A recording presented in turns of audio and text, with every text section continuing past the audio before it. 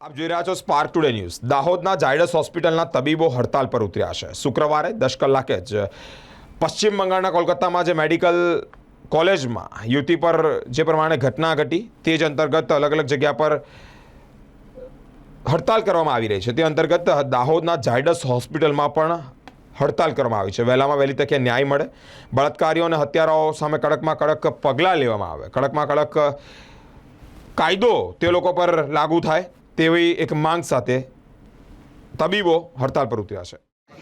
જે થયું છે એ આખા નેશન માટે બહુ ખરાબ વસ્તુ છે। કોઈ ડૉક્ટર સાથે આવું નહીં થવું જોઈએ, એના અગેન્સ્ટમાં અમે પ્રોટેસ્ટ કરીએ છીએ। બિકોઝ અમે એઝ એ ડૉક્ટર હંમેશા પેશન્ટ માટે 24 અવર્સ અવેલેબલ હોઈએ છીએ।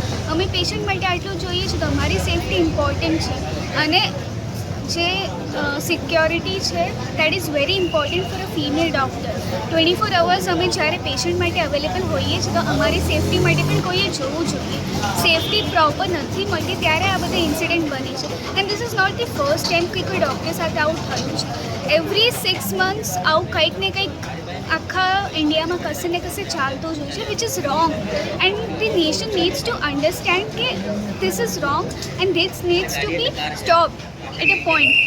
તો અમે ખાલી એટલું જ કહેવા માંગીએ છીએ કે અમે જ્યારે પેશન્ટ માટે આટલું બધું કરીએ છીએ, અમારી ઊંઘ, અમારી આખી હેલ્થ બધું બગાડીને જ્યારે કરીએ છીએ ત્યારે ઇન્ડિયાવાળા લોકોને, જનરલ પબ્લિકને, પેશન્ટને, સિક્યોરિટીવાળાને, ગવર્મેન્ટને સમજવું જોઈએ કે વી આર ઓલ્સો ઇમ્પોર્ટન્ટ। અમારી હેલ્થ બી ઇમ્પોર્ટન્ટ છે, અમારી સિક્યોરિટી, અમારી સેફટી બી ઇમ્પોર્ટન્ટ છે।